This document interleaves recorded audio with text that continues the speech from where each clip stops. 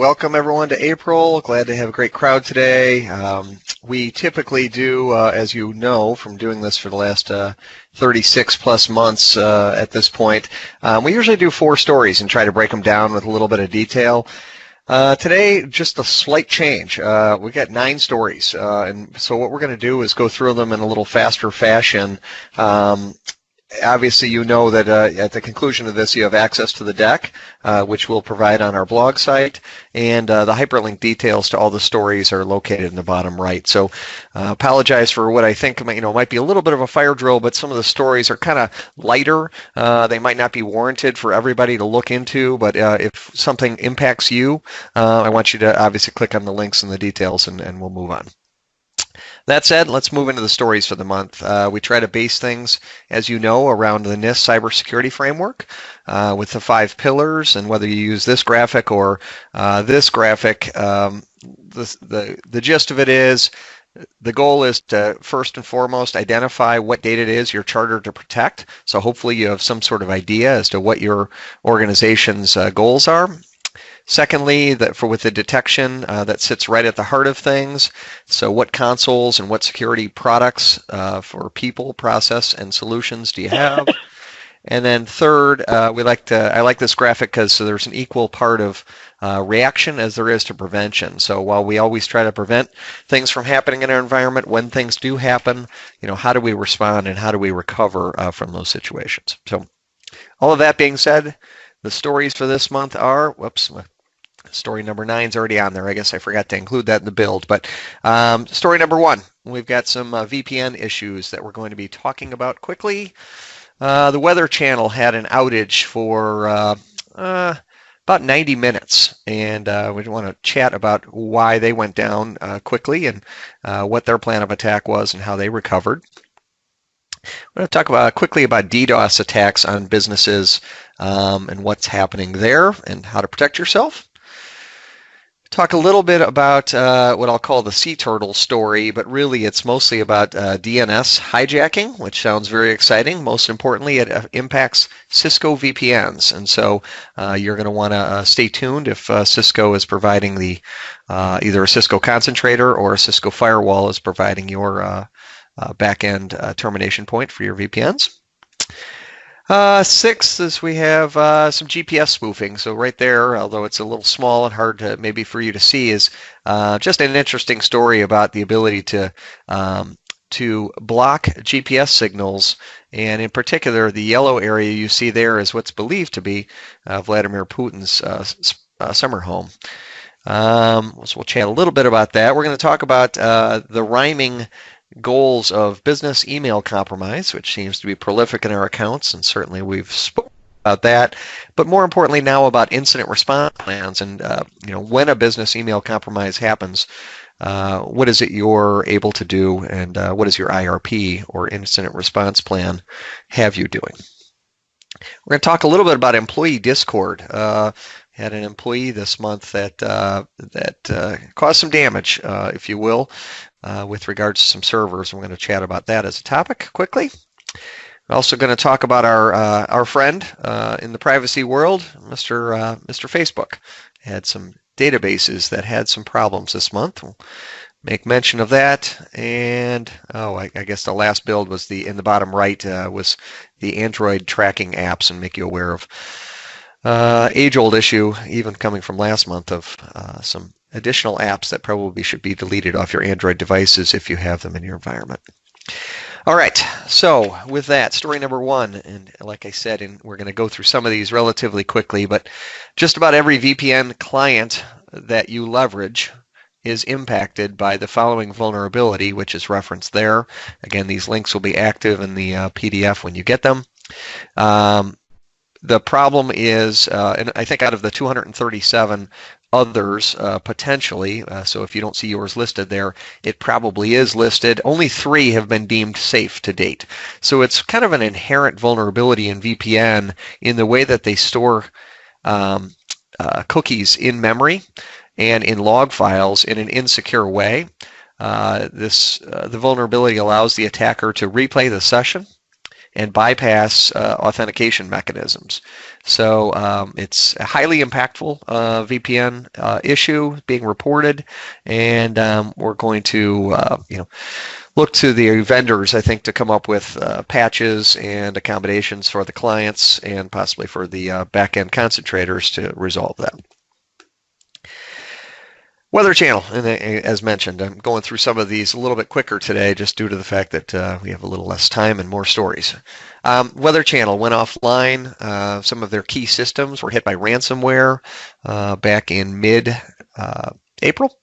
At 6 a.m. in the morning, of course, just as people were checking. Probably a lot of people in Florida checking the weather and laughing at the people up here in Chicago as to how we have another snowfall in April or even probably in May here too. But so a lot of people noticed there was some significant reputational damage, if you will, to Weather Channel. But the good news was for them, they were able to get those key systems completely rebuilt and up and running in 90 minutes. I would ask, is that something that you're able to do on your key systems, is rebuild all of them in 90 minutes and get them back online? So a decent response, but kind of a incident that occurred that I thought warranted some attention.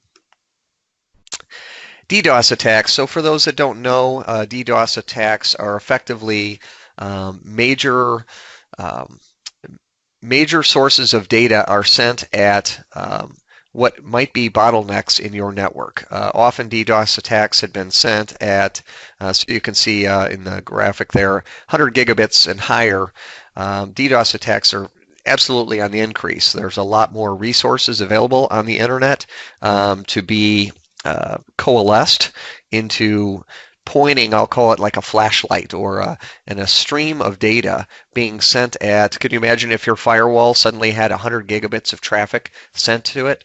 How is it going to respond? Well, in most cases and in most businesses, your provider and your firewall is going to be a single point of failure. But planning for DDoS attacks is a complicated thing that's beyond the scope of our discussion. But what we're seeing from an industry perspective is a lot smaller organizations than ever are being hit by DDoS.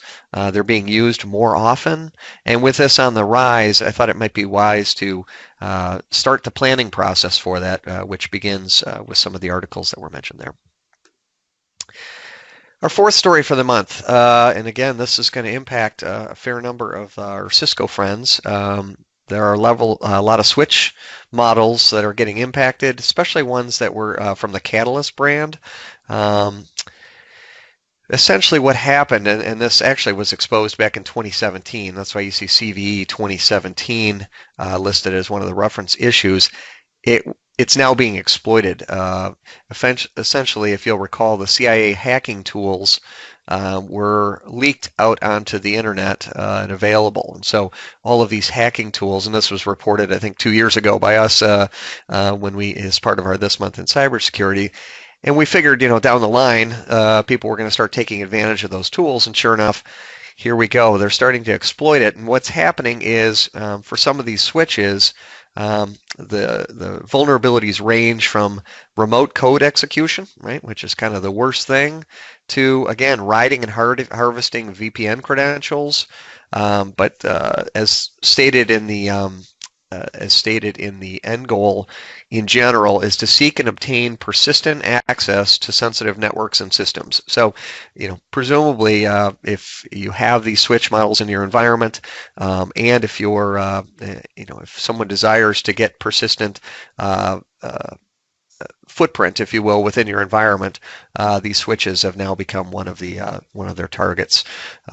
Based on as this gets more notoriety and people start taking more advantage. But notice how DNS, I think we haven't had our DNS primer in several weeks, but know that domain naming service, the DNS, is the underlying technology for every piece of internet traffic. So if you're bound internet traffic or even internal traffic, if you're desiring your application to go to talk to a server, the first thing it does is, hey, where is that server? And it does a DNS request. And it says, I don't know what server Joe is, or server Acme, and then the DNS database comes back and says, oh, Acme can be found at the following IP address. And that lookup of a DNS lookup, it's called, as to what the address is happens all the time, instantaneously in milliseconds for all kinds of applications and all kinds of calls, whether it be on your network or internet-based. And we're going to talk about a solution we've been leveraging in the DNS space to help protect internet health. But that was a little bit of an aside. Story number 5 was our GPS spoofing.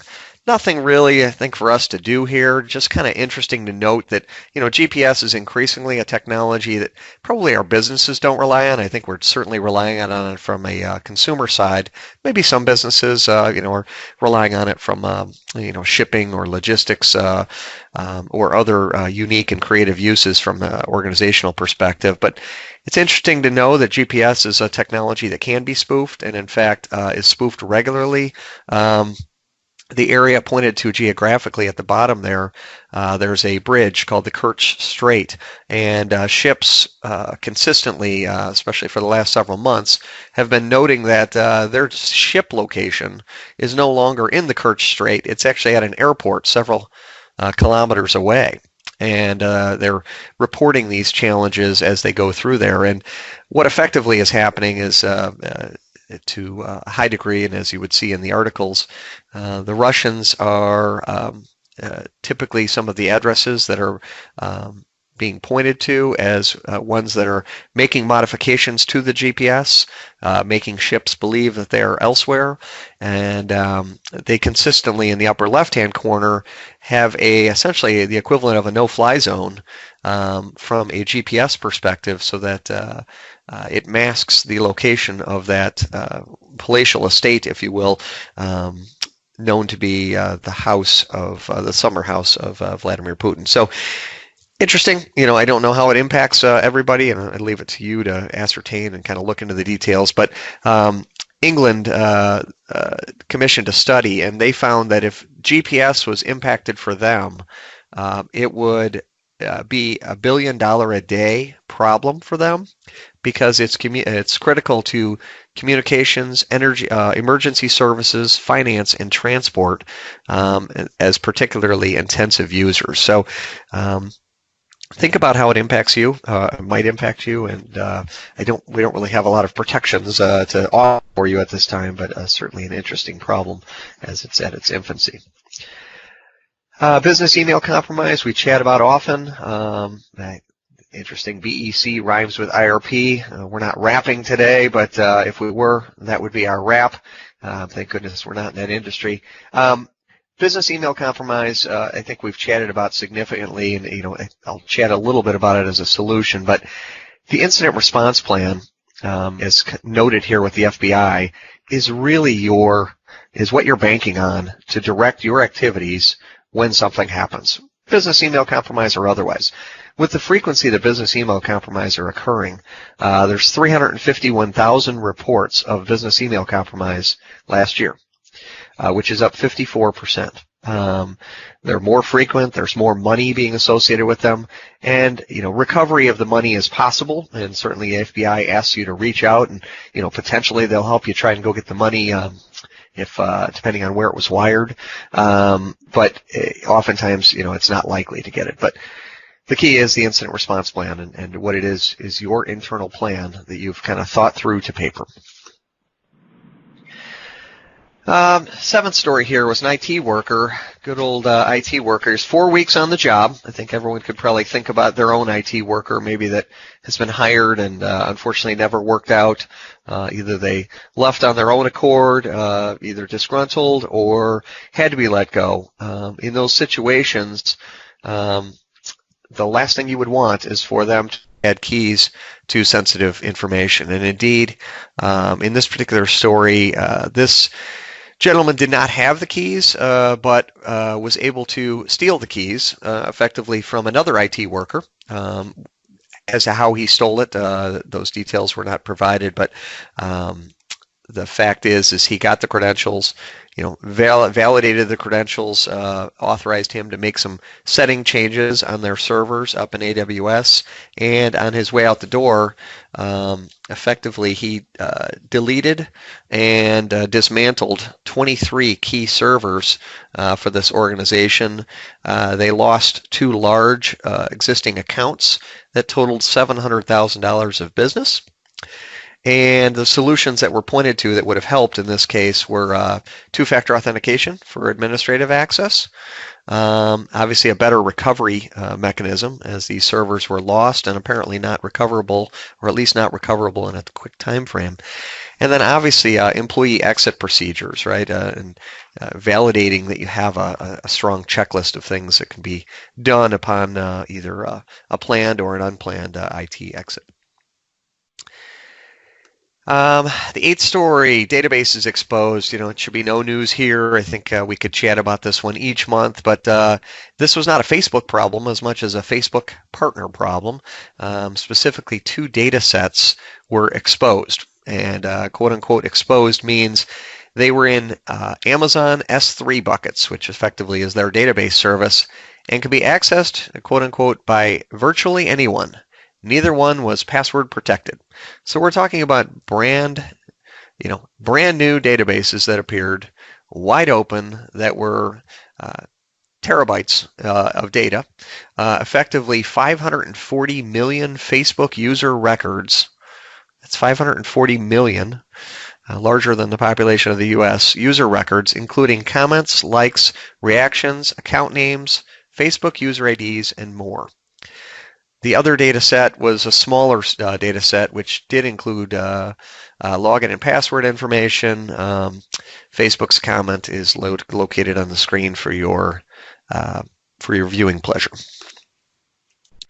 Last but not least on the stories this month, and again, sorry that there were more stories and less time to go through them, but mobile app malware, continuing from last month and even the month prior, where we had talked about a software development kit that was that had some malware in it that had developed 200 applications.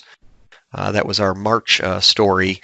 Here in April, we have more specifically just 9 applications that you should be looking for on your Android devices that asked for very excessive permissions and essentially are tracking the user and the user data with no encryption or permission even to do the things that they're doing.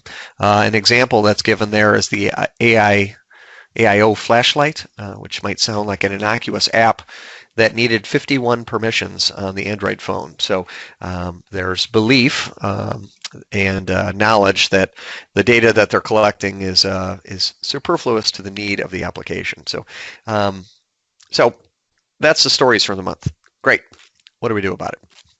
So I had intended to, potentially draw on here, but what I'm going to just kind of build out is effectively what is your environment. And I think everyone's environment is essentially reflective of the following, right? It's not, you might have more of one, more quantities. You might have a